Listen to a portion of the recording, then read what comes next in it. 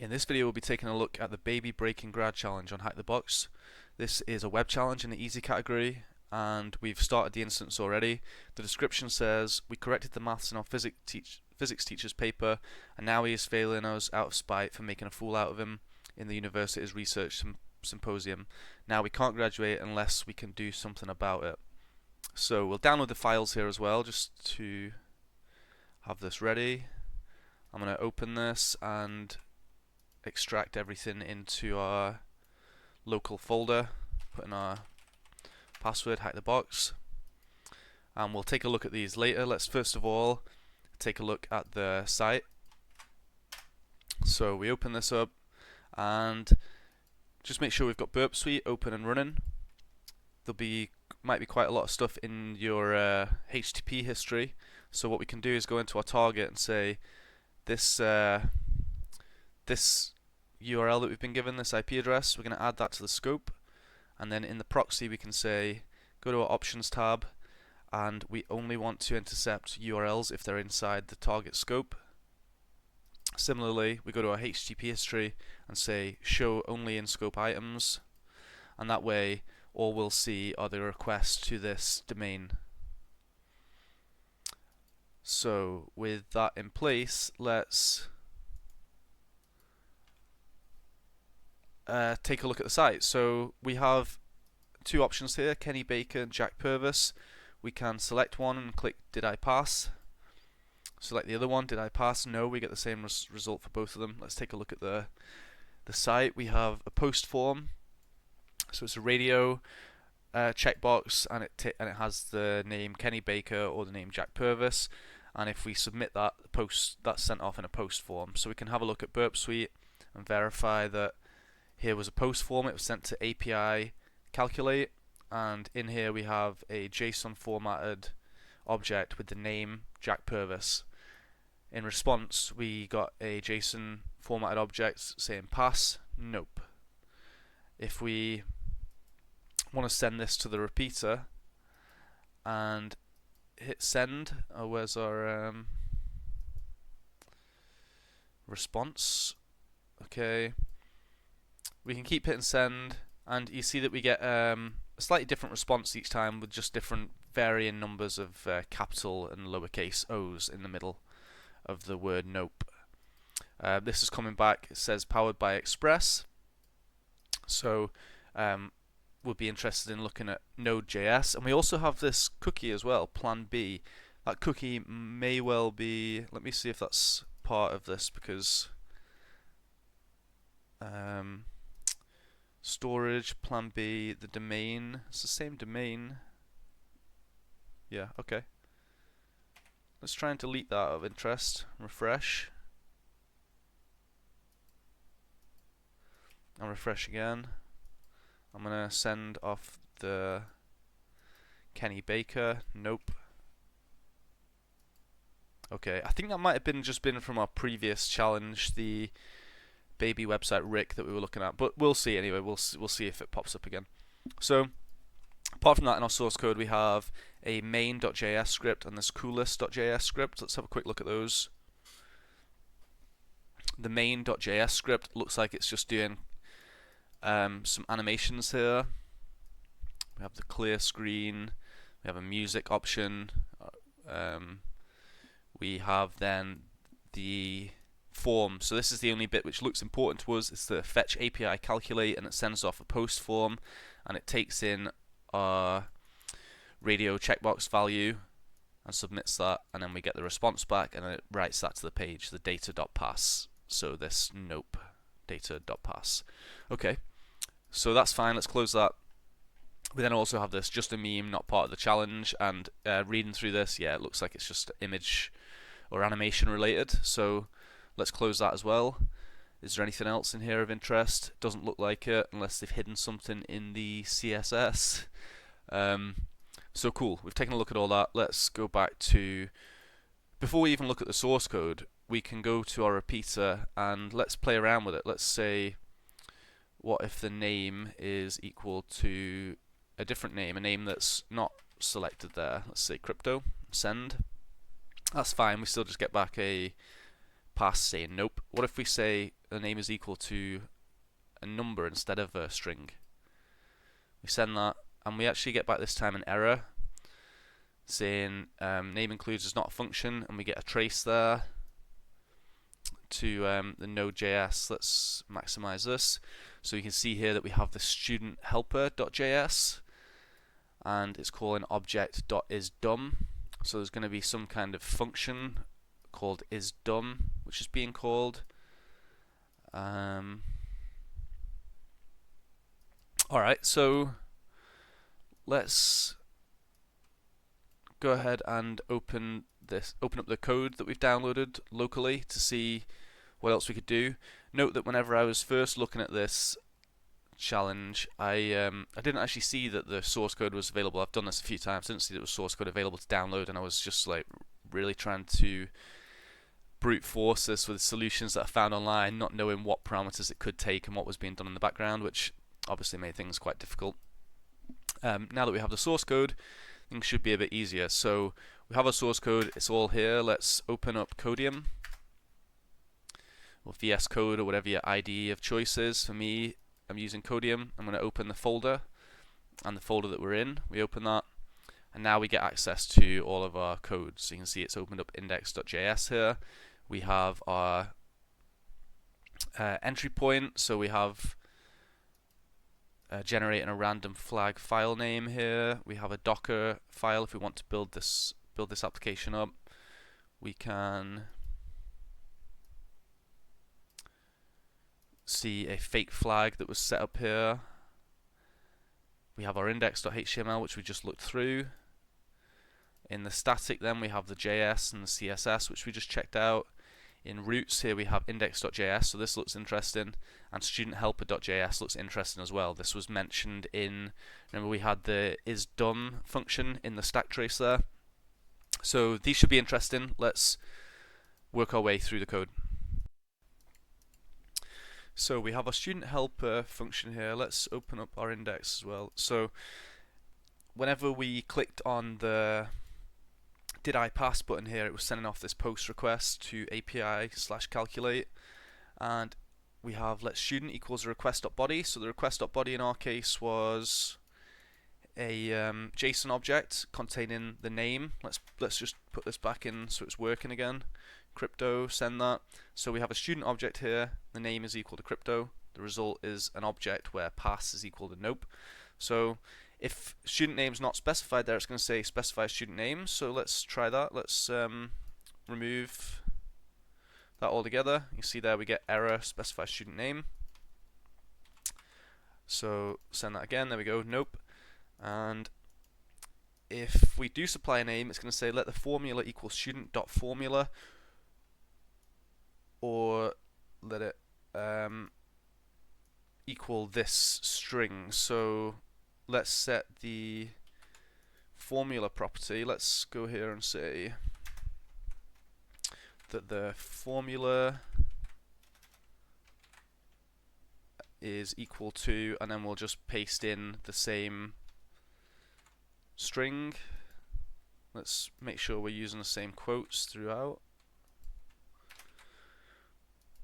So we submit that, nope, okay, so at the essentially that's just the exact same code as we have here, because it's saying does it equal, let it equal student formula or let it equal this value, so both equal the same thing. It's cool. And then it's going to check if student helper, it's calling the student helper file, it's going to say if the student is done and passing the student name, or the student has not passed, the student has not passed and it passes in the student and the formula, then it's going to return nope, and it's randomizing the number of characters and between 10. So if we keep submitting that, we saw that previously, if we keep submitting that we'll get different responses, and otherwise we'll get a thing to say that we've passed. So let's check out the student helper. We've checked out everything we need to in here. Let's have a look at the student helper function. We have this isDom, and isDom is returning if the name includes Baker or the name includes Purvis, then the student is done essentially. and then the has passed function, it takes in the student and the formula, and here we have let AST equal pass formula body 0 expression. So we have the library here which has been included, so we have this include parse, and this is generating an abstract syntax tree, AST, and then we have the let weight equal, and then it's evaluating with the abstract syntax tree and the object which is passed to it here containing the exam, the paper, the assignment. So it's seeing here the evaluate. If you've worked on other challenges before, you'll know that passing user input in general to anything which evaluates that user input is dangerous.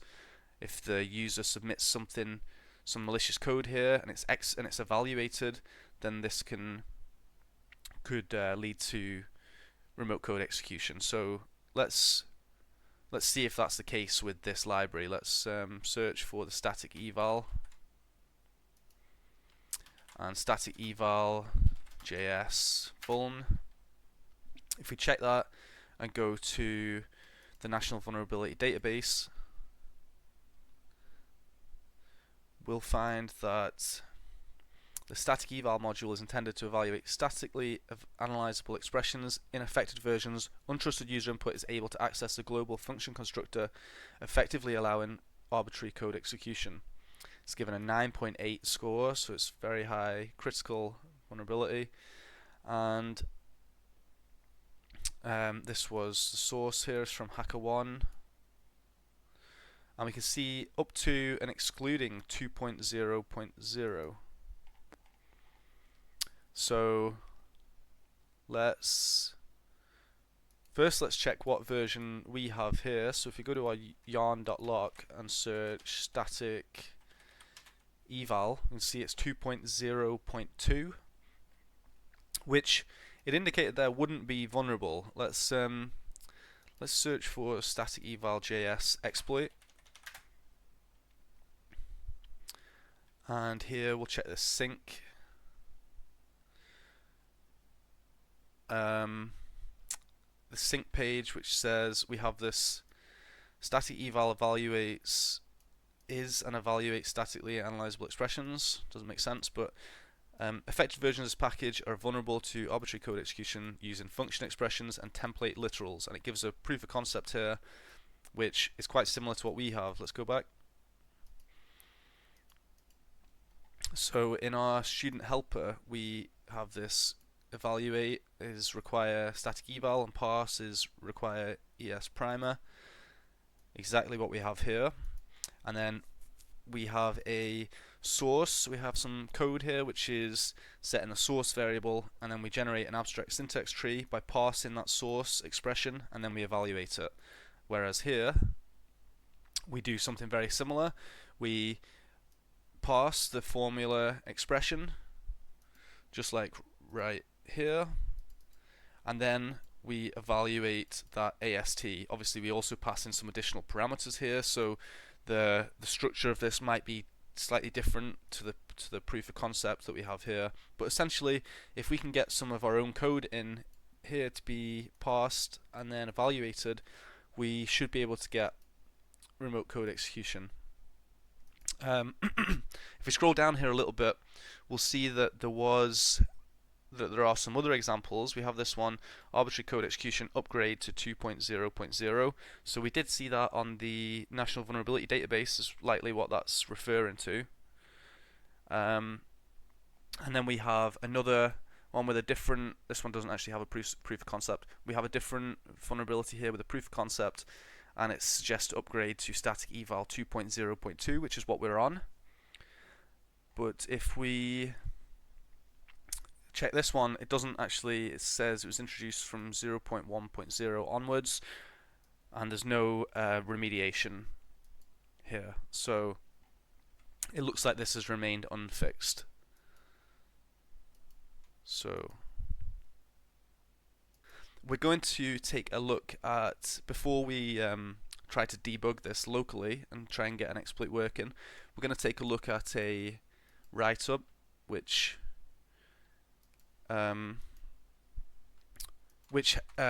is very well laid out. I'll provide a link to it in the description. It's by Hilbert, and if we scroll down here a little bit, there's a couple of things which are interesting here. We have,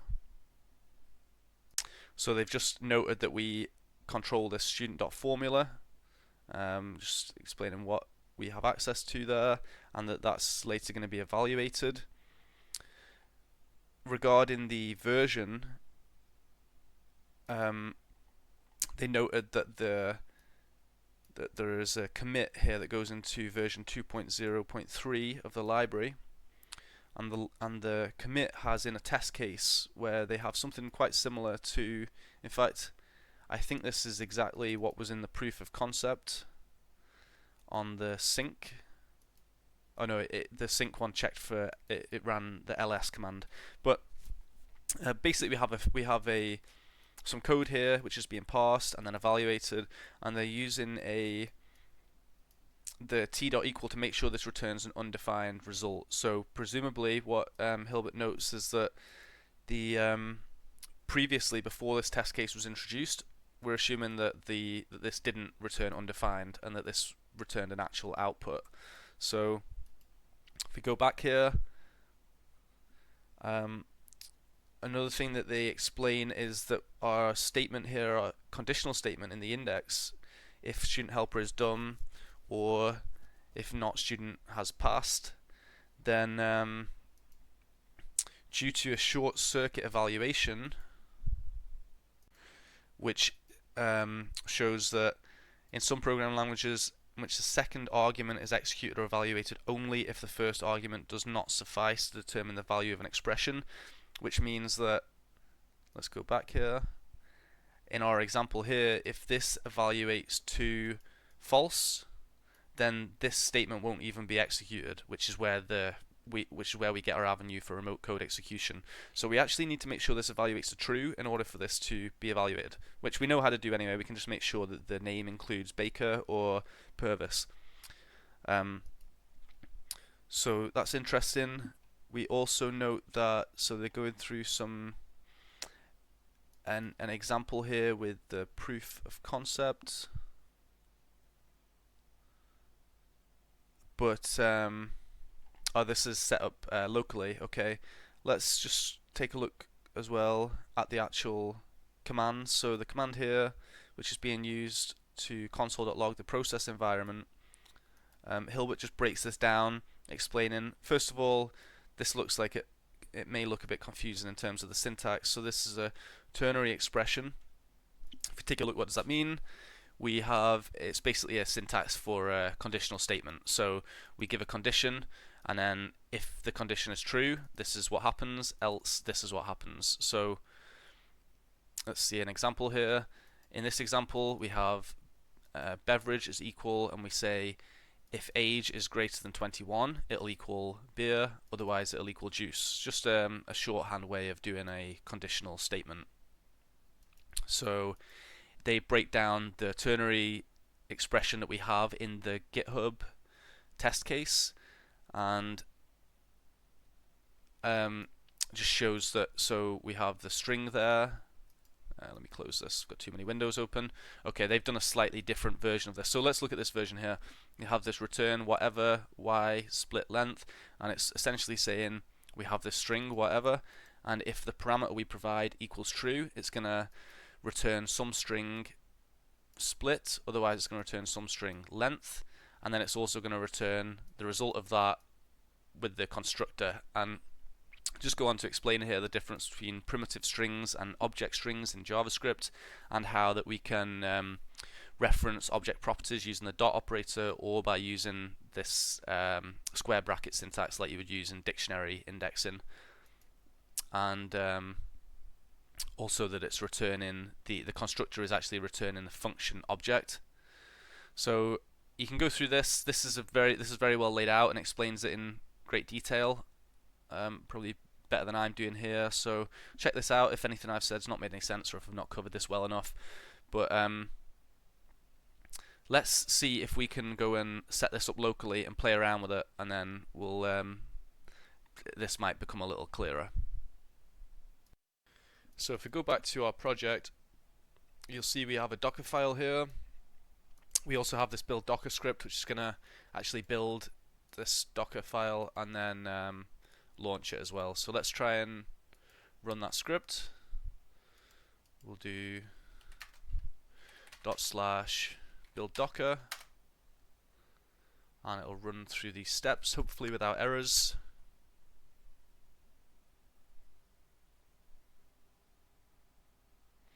Unable to find image locally. Okay. Let me try that again. Unable to find image locally. Okay. Docker run -- help. I don't know much about Docker at all. Okay. Let's go back and see the command that it tried to run here. It tried to run docker build. Let's try this. Try it manually. C group mount point does not exist, unknown. Okay, I just tried to make some changes. Let's see if this works. If it does, I'll just go through the changes I made. So I had some problems installing Docker for Parrot OS. I don't know, there might be similar problems installing this on Kali. If so, I'll go through what I did there. I ran, let me actually grab the link just to show you what we ran into. So there's a long thread here about this error that we got, the C groups error, which was, let me go back to the problem that we had. So the problem we had here, whenever we tried to run this manually, we got the C group mount point does not exist, unknown. So this is a known problem. You'll see here, if you scroll here, there's a lot of comments about it, and most people seem to find that this solution worked, which is to make this directory and then do this mount command. I ran that in a new terminal tab and then executed this again, and it seemed to work for us. Let's see here. We've got unable to. We got closer. Let's try and run the build Docker file this time. Alright, we've still got a problem. Let's try and fix this one. So we can see here that let's check here. Our step 5 where it's breaking is on the line copy, and it's doing a chown equals nobody challenge to the current directory, and unable to convert the UID or GID, the chown string. Can't find GID for group nobody, no such group nobody. So I tried playing around with this and just putting in different values, maybe setting it to my own user, but I couldn't get that to work. So I removed this altogether. Let's just copy the challenge to the local directory. Hopefully it won't cause any issues.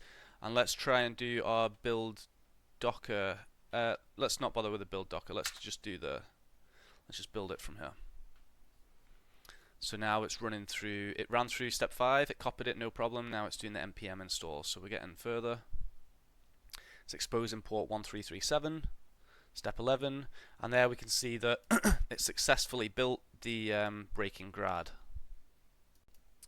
Because we didn't run the build Docker script, we've only done the Docker build here as well. Let's make sure we run the Docker image. Let's close this down, paste that, and we can see that that's spawned and it's listening on port 1337. Let's open up a new tab. So let's go to our browser, close down some of these windows, and see if we can go to our local host on port 1337. And you'll see now we have the same site, but this time it's local. And that means if we select Kenny Baker here and say did I pass, it's going to say nope, as it should. We're not intercepting the traffic here because it's on the local host, so if we wanted to, we'd have to go and set our target and add it here. It's not even showing in the target because we're blocking everything that's not in scope. Let's go back to our terminal here. Okay, there's nothing showing of interest there. Let's Let's add this to our scope then. So we can just add in here HTTP 127.0.0.1 and we'll do it on port 1337.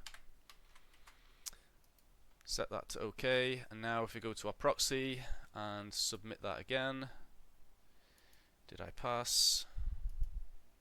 We now get the result as we should, so let's send this to the repeater. And we have the name here. Let's see if we can set a formula.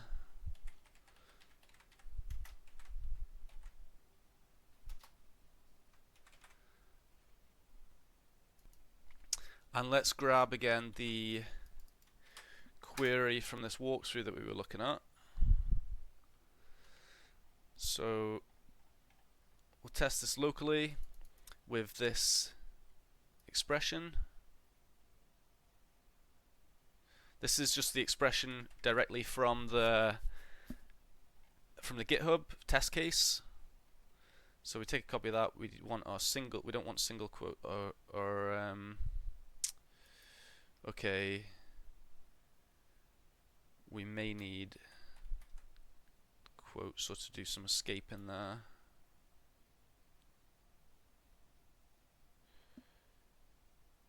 Okay.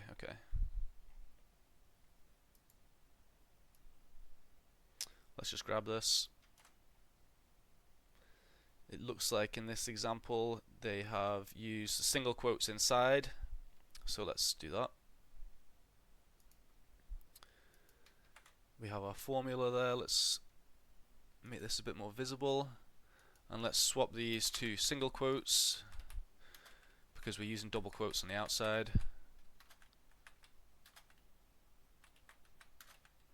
The only thing that we want to be double quotes are the enclosing the strings, so we'll change all of these, and that's looking good. Let's try and send that. We just get back our usual response. Let's check our okay. Let's try and change our name there.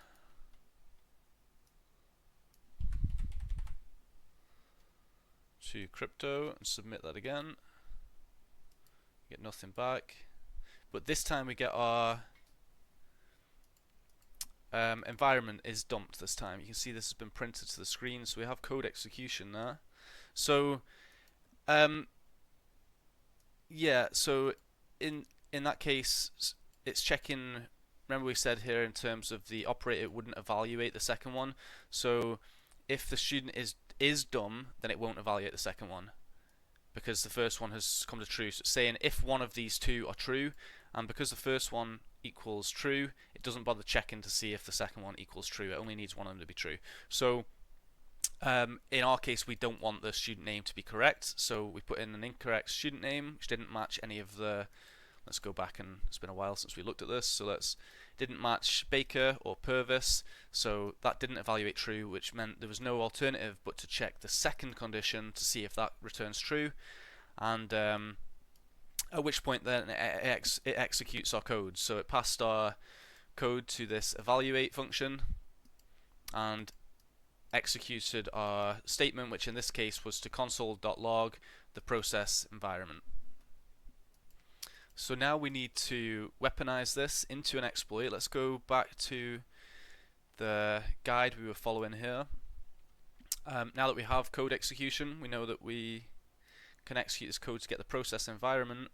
What we can do is use this exec-sync. So for a way to execute system commands, the standard way is to use exec-sync function of the child process. You'll typically see this called with a require statement like. Due to scoping issues, however, we can't use such a statement and need to call it directly from the process module. And we'll use this to execute a system command and to read the contents. So let's, in this example, they're using that to cat flag.txt. Let's grab a copy of this. And we'll go back to burp. We'll paste this in here.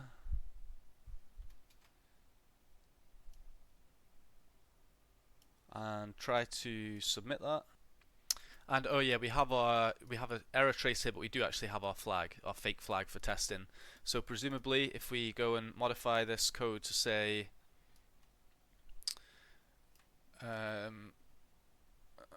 it's not letting me select that very easily. Let's just say ls instead. Okay, yeah, you just can't do that apparently. Cool. We'll do things the slow way. So we ls and we get a list of all the flags that are in the, or all the files that are in the directory. We have this flag 8t_yzp because we know that it created a random flag name. So we know that's going to be the case on the server as well, which is why we had the cat flag with the let me go back to that, with the asterisk here, just to say we want to cat anything which begins with the word flag. So if we take this now, this formula, let's go back to our original repeater where we have our, where we're actually running against the actual server. We can paste that in and submit that, and we don't get back our flag. We get an unexpected token in this case. What did I miss? Oh, we don't have this set to formula. So set that to formula, put in our colon, submit that, and we get back our flag.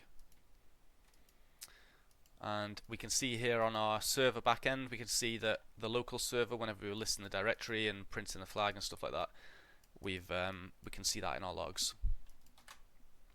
So we'll close that down.